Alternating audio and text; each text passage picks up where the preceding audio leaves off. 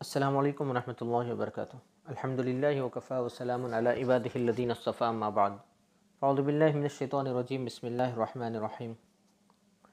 محترم بزرگ و دوستو، آج کل ہمارے ملک میں سوشل میڈیا پر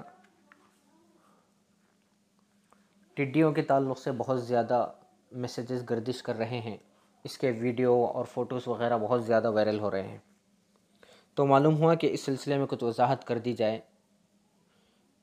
اس کی تفصیل کیا ہے، اس کی حقیقت کیا ہے؟ تو دو تین چیزیں اس سلسلے میں آپ کو بتانا چاہتا ہوں۔ سب سے پہلی چیز، ٹڈی پرندہ کیا ہے، اس کی حقیقت کیا ہے۔ دوسری چیز، کیا قرآن و حدیث میں بھی اس کا تذکرہ آیا ہے۔ تیسری چیز، آج کے زمانے میں اس کو کھانا کیسا ہے۔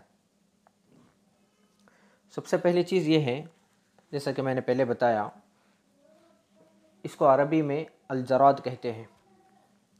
ایک چھوٹا سا پرندہ ہوتا ہے، اس کے الگ الگ نام ہوتے ہیں۔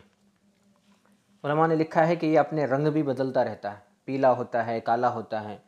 جب چھوٹا بچہ ہوتا ہے تو اس کا نام الگ، جب چھوٹے پر اس کے نکلتے ہیں تو اس کا نام الگ، جب پیلا رنگ یہ پکڑ لیتا ہے تو اس کا نام الگ، جب کالا رنگ اس میں آ جاتا ہے تو اس کا نام الگ ہوتا ہے۔ یہ اس کی حقیقت ہے۔ اور اس کے انڈے دینے کا طریقہ بھی بڑا عجیب و غریب لکھا ہے۔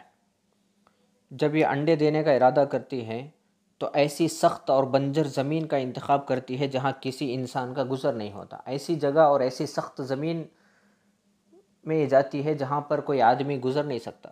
اس زمین میں جا کر اپنی دم کے ذریعے سے چھوٹا سا سوراخ کرتی ہے۔ کتنا چھوٹا سا، جتنا اس کا انڈا ہوتا ہے اسی کے سائز کے مطابق سوراخ کر کے اپنے انڈے کو اس سوراخ میں ڈال دیتی ہے، پھر وہیں سے چلے جاتی ہے۔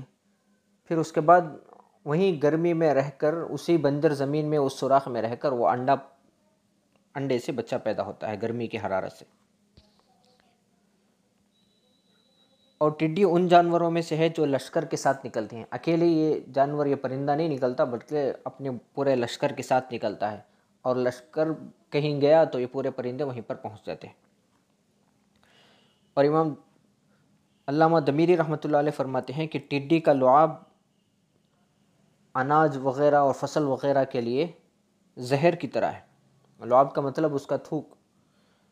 اگر کسی فصل پر، اگر کسی نباتات پر پڑ جاتا ہے تو اسے ہلاک کر کے چھوڑ دیتا ہے۔ یہ تھوک کے ذریعے سے فصلوں کو برباد کر دیتا ہے، جیسا کہ ابھی ہمارے ہندوستان میں سوشل میڈیا پر بہت زیادہ اس سلسلے میں بتایا جا رہا ہے کہ یہ کھیتوں کو، فصل وغیرہ کو برباد کر رہی ہے۔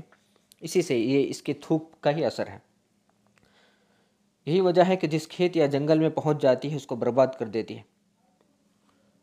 بہرحال یہ اب دوسری بات یہ کہ کیا قرآن و حدیث میں بھی اس کا تذکرہ آیا ہے۔ قرآن میں بھی اس کا تذکرہ آیا ہے۔ اللہ تبارک و تعالیٰ نے سورہ اعراف میں فرعون کی قوم پر مسلط ہونے والے 5 قسم کے عذابوں کا ذکر کیا ہے، آیت کے ایک حصے میں۔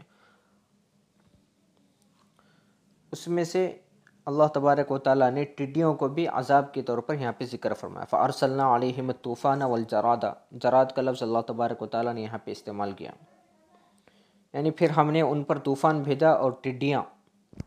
تو معلوم ہوا کہ ٹڈیوں کو بھی اللہ تبارک و تعالیٰ نے فرعون کی قوم پر عذاب کے طور پر مسلط کیا تھا۔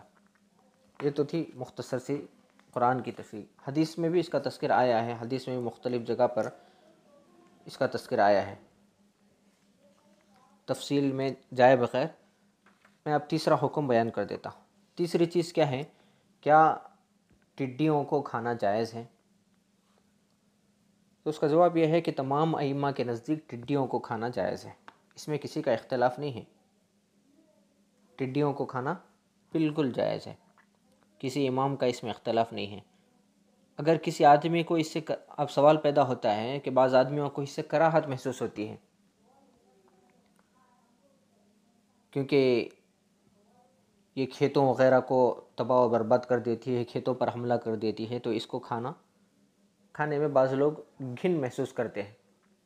تو اس کا جواب یہ ہے کہ کسی کو پسند نہ آنا یا کسی کو کراہت محسوس ہونا یہ اور بات ہے، کھانا جائز ہونا یہ اور بات ہے۔ جائز ہے کا مطلب یہ نہیں کہ کھانا ضروری ہے، واجب ہے، فرض ہے، یہ نہیں ہے۔ کھانا جائز ہے کا مطلب اگر کبھی کسی چیز، کسی ضرورت کی وجہ سے کھانا پڑ گیا تو کھا سکتے ہیں، کھانے میں کوئی گناہ نہیں ہے۔ کھانا ہی ہے بلکہ کیا بھی ضروری نہیں، یہ بات مجھے بتانا مقصود تھا۔